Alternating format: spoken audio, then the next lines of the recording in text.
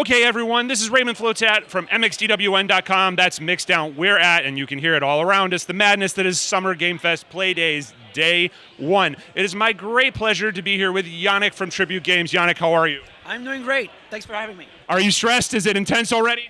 It's not too intense. It's a lot of stuff. It's a lot of energy, but you're used to be in this convention situation when you show up the game. So things are going well. The game doesn't crash, so that's all the stress that we have usually. It doesn't crash, it's going well, so it's nice. Tremendous. And we're here talking about Marvel Cosmic Invasion, which is another in a wonderful line of beat-em-ups like Shredder's Revenge. And I go back way to the 80s in the original Teenage Mutant Ninja Turtles arcade game, and then, of course, The Simpsons.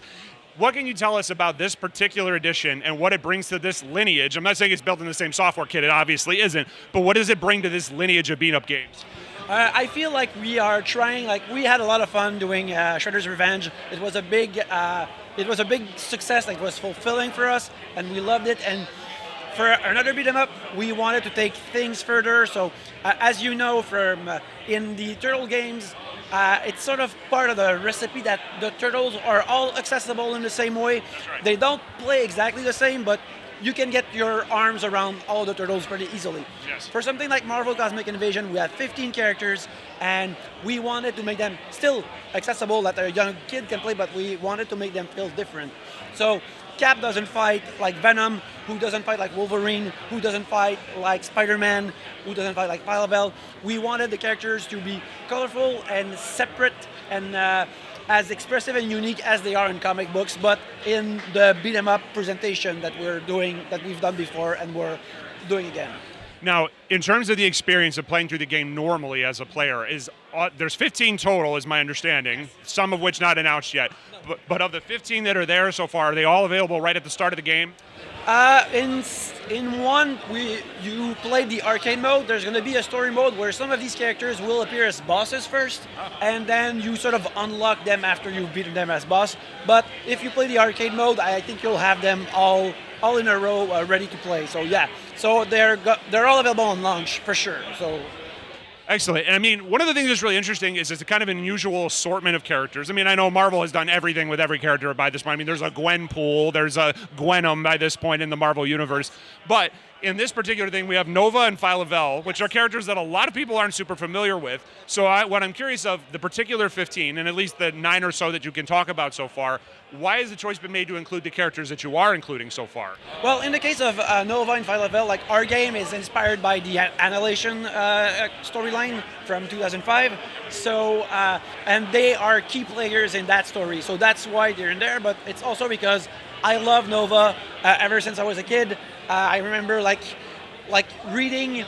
I knew about Spider-Man from cartoons, but I sort of read Nova's adventures first. So Nova as a loser superhero, that's something that I figured I've encountered first in his book before I actually read Spider-Man. So he's sort of really special to me in that way.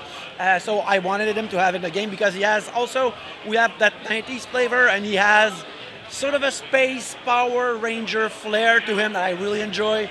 And we gave him his 90s mullet, but his 90s mullet also looks like a Kamen Rider scarf. So to me, that was really striking, and it felt like it would be a cool character to have in a beat 'em up.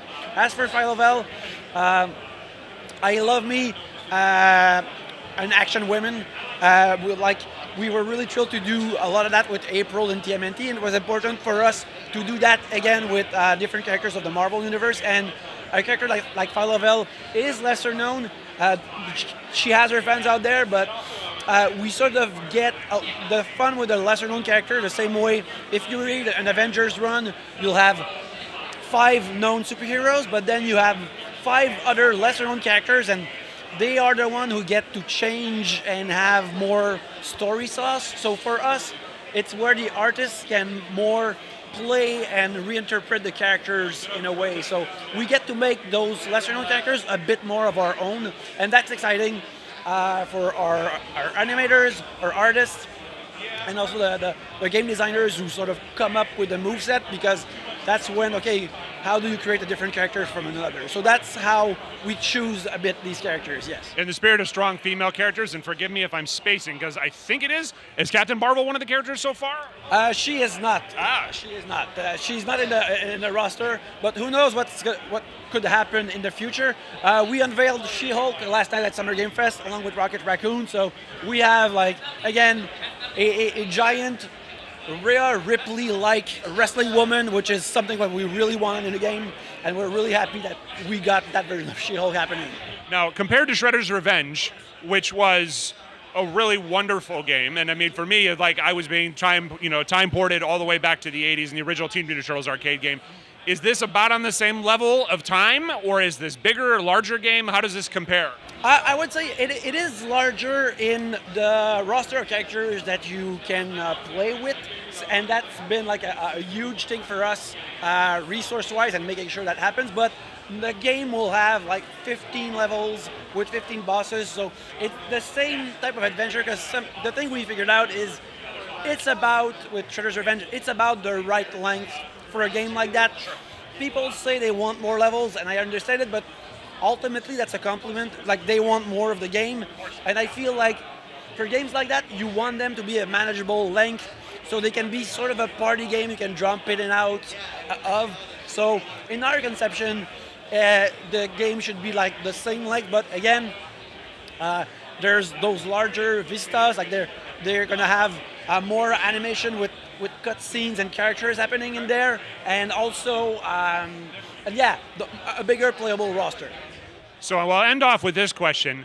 Shredder's Revenge, the sense I got was any of the Turtles or April or Casey Jones, any of the characters were there, kind of, you had about the same chances, about the same balanced skill. Does in this game, because there's so many more characters, do certain areas of the game mean that certain characters will be better to make it through that area, or is it all about on the same footing?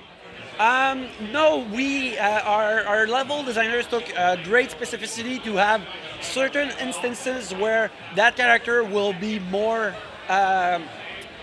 will have maybe a slightly easier time, but again, we don't want anyone to have chosen the character and think they did a mistake when going to a level. We still want it to be a fun time, but sometimes some characters will just be more suited for a certain situation. The same way we feel like eventually probably speedrunners will like a certain characters versus some people will just want to pick up adversaries and smash them in the ground, like Venom can do, like She-Hulk can do. Like, that's gonna be their character picks. But yeah, we want to have these aspects, but again, we want it to be like smooth sailing, whichever character you choose. Yeah, maybe it's just me because I'm old and I was used to Mega Man, and with Mega Man, the whole point of each level was which yeah, it's fun to figure out that robot master puzzle for sure.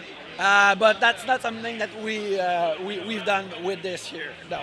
And lastly, as we end off here, is there a release window yet? We have a release date? It's ideally like right now it's holiday 2025, and it looks like we're gonna reach it. So that's pretty nice. So it's gonna happen there. Yannick, we are so pleased to speak with you. We can't wait to play the game. Thank you, sir.